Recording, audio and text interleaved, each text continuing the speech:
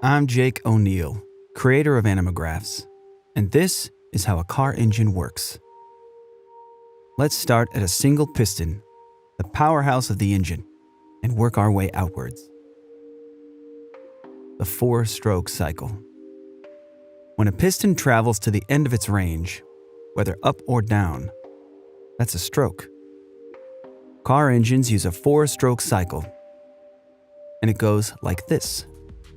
First, intake.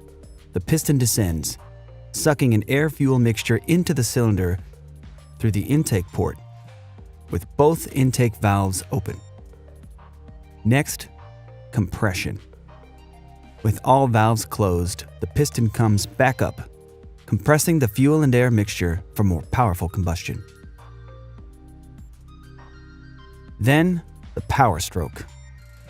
An electrical spark ignites the compressed fuel and air mixture, and the resulting combustion forces the piston to the bottom of the cylinder again. A connecting rod transfers this power to the crankshaft. Finally, exhaust. The piston comes back up, pushing the spent mixture out through open exhaust valves and the exhaust port, connecting multiple pistons. For smooth power delivery, pistons take turns firing. The firing order for this engine is 1, 3, 4, 2. Camshafts with specially shaped cams push spring-loaded valves open in turn. Cam gears and a timing belt or chain links everything to the crankshaft, and it all spins together. The crankshaft translates piston power out of the engine. It has counterweights to balance against the pistons for perfectly smooth revolutions. This is what RPM means. We're counting the number of full crankshaft revolutions per minute. The engine block holds the crankshaft and cylinders, and the cylinder head holds valves, ports, cams, etc. A geared flywheel sits at one side of the crankshaft for connection to a transmission. It's also where the starter connects to the system.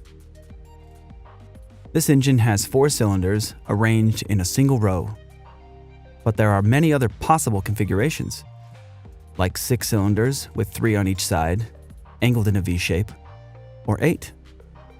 Despite different design goals, the basic engine parts are all there. Now let's look at other systems that support this combustion process. Air intake. Air comes in through the air filter and then into the intake manifold, where it mixes with fuel before being sucked into individual cylinders through intake ports.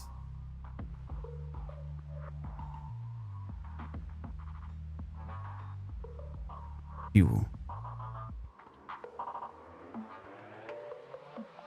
The fuel pump carries gas from the tank through a fuel filter to the engine, where fuel injectors emit a precisely timed spray of gas into the intake port.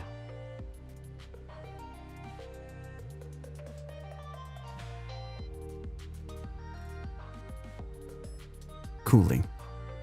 Engines get very hot during operation and require a cooling system. Coolant channels around the cylinders and through the cylinder heads carry a special liquid called antifreeze to keep temperatures within safe operating range. It's called antifreeze because it won't freeze in icy weather. After cooling hot engine parts, coolant circulates through the radiator. The radiator has a network of small tubes and fins. Coolant passes through these channels while air, pulled in by the radiator fan, blows by the tubes, cooling the hot liquid for recirculation.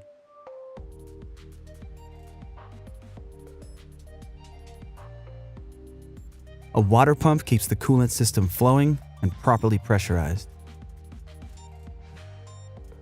The thermostat regulates coolant temperature by either routing coolant back through the engine or to the radiator for further cooling. electrical. The spark plug delivers the electrical spark that ignites the fuel-air mixture for combustion. The metal core is insulated from the outer metal casing with porcelain. The spark jumps between these conductive surfaces.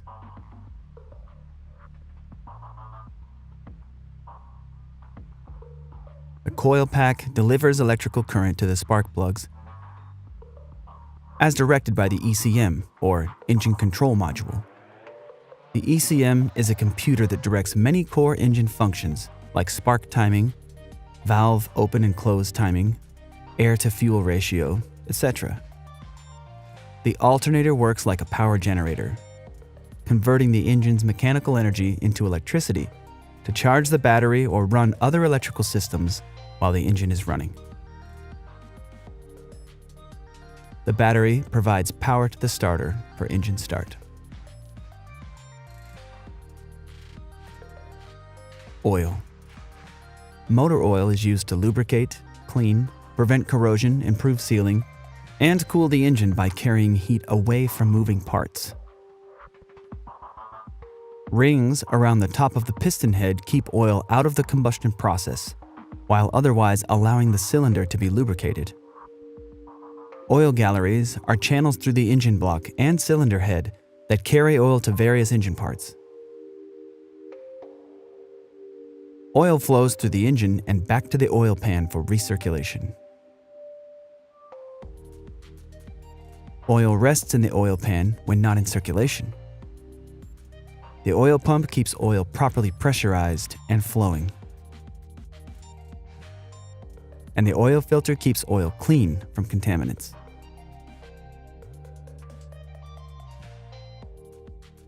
Exhaust.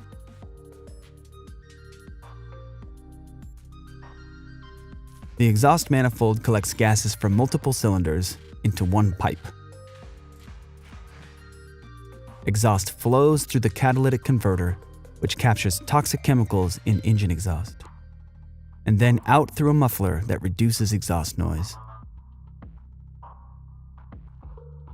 And finally, here's the full functioning engine with all the basic systems we've discussed.